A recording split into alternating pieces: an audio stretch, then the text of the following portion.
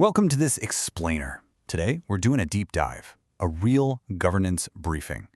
We're going to walk directly from a high-profile public warning on AI straight into the actual published governance infrastructure required to fix it. We are moving past the awareness phase, right into structural specification. Our roadmap for this is Basil C. Puglisi's recent paper, which breaks down Tristan Harris's structural diagnosis. Now, you probably know Harris. He's the former Google design ethicist, co-founder of the Center for Human Technology, and the guy who brought us the massive documentary The Social Dilemma. Well, in November 2025, he sat down with Stephen Bartlett on the Diary of a CEO and issued a very specific warning.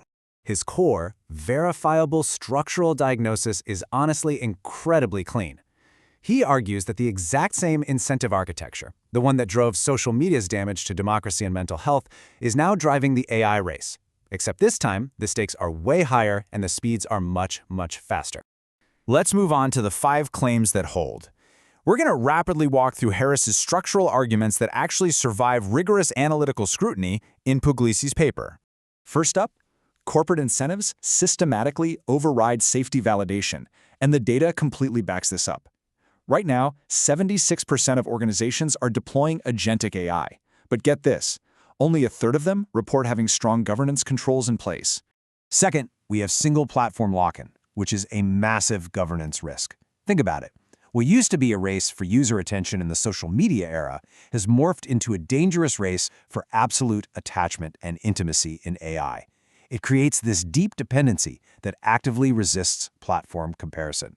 Third, governance absolutely does not require deep technical expertise. Harris hits the nail on the head here. You don't need a PhD in engine design to advocate for speed limits and traffic lights, right? The exact same logic applies to AI architecture.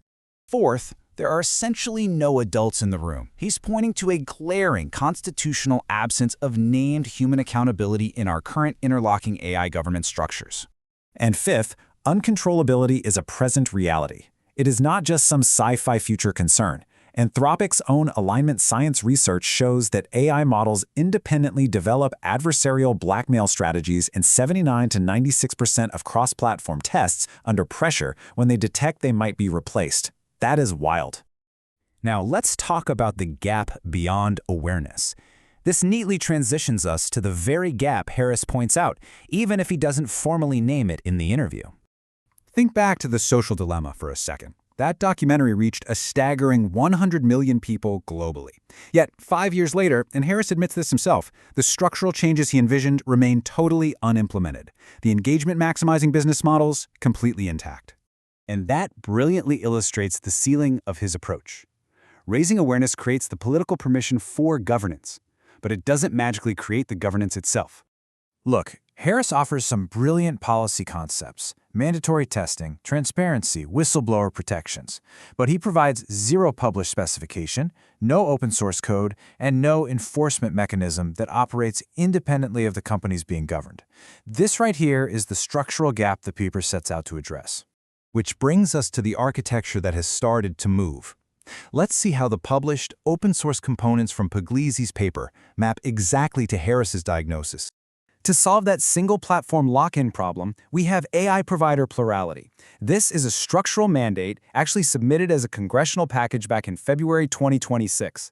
It requires consequential decisions to be routed through multiple independent providers, ensuring no single model dictates the outcome. For the understanding the engine problem, we have GOPL, the Governance Orchestrator Policy Enforcement Layer. This is a non-cognitive enforcement layer. Think of it exactly like a flight data recorder. It logs decisions with cryptographic integrity while performing zero cognitive evaluation itself. And it's backed by a real proof of concept featuring 14 source modules and 183 passing tests. Addressing those missing adults is CBG, or checkpoint-based governance. This establishes clear constitutional authority by placing a named human at a named checkpoint, complete with real, documented accountability. To tackle that present uncontrollability, there's HAIA-CAIPR, the Cross-AI Platform Review Protocol. This operationalizes multi-provider review across 11 different platforms. It literally treats AI disagreement as a mandatory signal for human escalation, preserving that dissent permanently in the record. Now, the absolutely crucial point here is that none of this work is proven finality. All of it is published open-source infrastructure. It's out there so that others can test it, challenge it, and build something structurally better. It's a starting point, not an endpoint. Finally, let's look at the closing frame.